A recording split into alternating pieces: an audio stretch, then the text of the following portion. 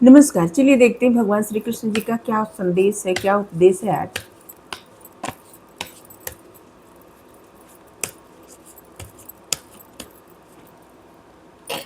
The super soul, false ego. The super soul परमात्मा प्रत्येक जीव के हृदय में विराजमान है, सभी के हृदय में विराजमान है।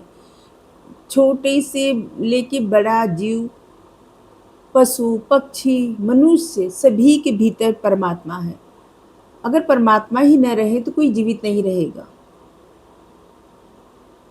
कोई भी व्यक्ति जब इस दुनिया से चला जाता है तो उसका शरीर रहता है ना, लेकिन क्या कोई रखने को तैयार होता है? क्या उसमें से चला जाता है? सांसें बंद हो जाती हैं, धड़कन बंद हो जाती है। सब लोग कहते हैं आत्मा चली गई। आत्मा कौन है? परमात्मा का ही अंश आत्मा। परमात्मा हर जीव में है, सभी में है। ऐसा कभी न सोचे कि परमात्मा सिर्फ, मतलब देखिए, परमात्मा तब दूर होते हैं, ईश्वर से दूरी तब बनती है जब मैं मेरा का अहंकार आ जाता है, फाल्स ईगो। मेरे संबंध, मेरा रिश्ता, मेरा वो, या फिर मेरी कामयाबी, मेरा कार्य, मेरी, मतलब मैं और मेरा।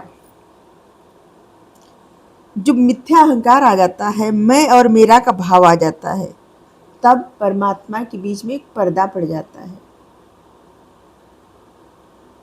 तब उस तरह परमात्मा आपको स्पष्ट, मतलब परमात्मा की आवाज आपको स्पष्ट सुनाई नहीं देती जब तक वो मिथ्या अहंकार रहता है, मैं और मेरा का भाव रहता है।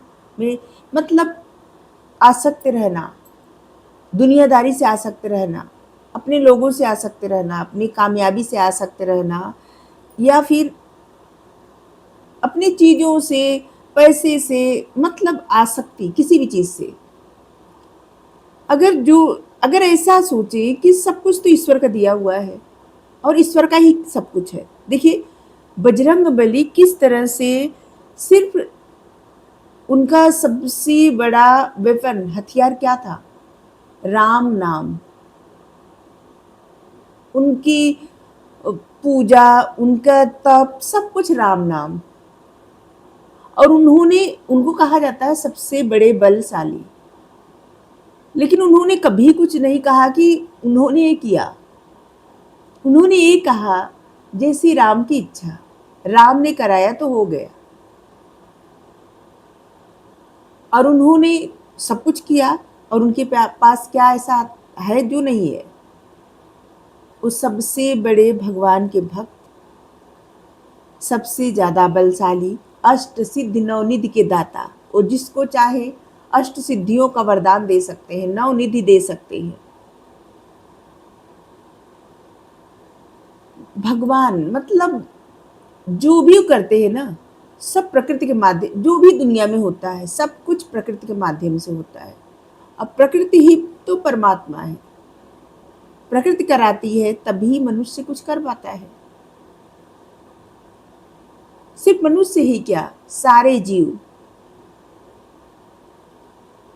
ये जो पंच तत्व से बना शरीर है ना, ये पंच तत्व में विलीन हो जाता है तब जब परमात्मा चले जाते हैं इस शरीर से। लेकिन जब तक परमात्मा रहते हैं, ये एक टूल है कुछ करने के लिए, कुछ हासिल करने के लिए, आगे बढ़ने के लिए, कुछ सीखने के लिए, कुछ सिखाने के लिए, खुद जागने के लिए और जगाने के लिए। तो जब तक मिथ्या अहंकार, झूठा अहंकार, मैं और मेरा का भाव रहता है, तब तक एक पर्दा पड़ा रहता है, तब तक ये सब चीज़ें संभव नहीं हो पाती। और जैसे पर्दा हट जाता है, मैं और मेरा का भाव हट जाता है, जैसे समझ आ जाता है कि सब कुछ तो ईश्वर कराने वाले हैं, तब व्यक्ति अपना कर्म करता है, परिणाम की चिंता ज़्यादा नहीं करता। परिणाम क्या होगा देखा जाएगा। तब व्यक्ति सिर्फ अपना कर्म करता है, अपने कर्म को सही धर्म से निभाता है, निष्ठा से निभाता है, और अच्छा कर्म करने का प्रयास करता है। क्योंकि करने वाले कराने वाले तो परमेश्वर हैं। और यहाँ पे संदेश भी है कि अपने मैं और मेरा का भाव छोड़िए, अपने वास्तविक स्वरूप को पहचानो, अहंकार के भ्रम को छोड़कर आत्मा के सत्य में स्थित हो जाइए। जो आत्मा का सत्य है उसमें स्थित हो जाइए।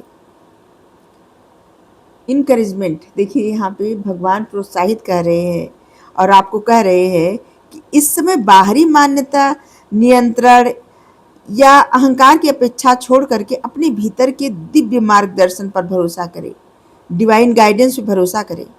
जितना आप अहंकार से मुक्त होंगे उतना ही स्पष्ट रूप से परमात्मा के दर्शन का अनुभव होगा।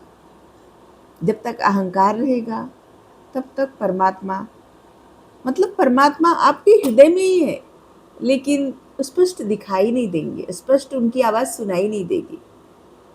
वो आपकी इंट्यूशन से ही तो बताते हैं आपको सब कुछ। और यहाँ पे भगवान कह भी रहे हैं कि मैं तुम्हारे हृदय में हूँ। अपने मिथ्या अहंकार को छोड़ो, मेरी शरण में आओ। जब मेरी शरण में आओगे या आओगी तब सही दिशा दिखेगी, शांति और सत्य का अनुभव होगा।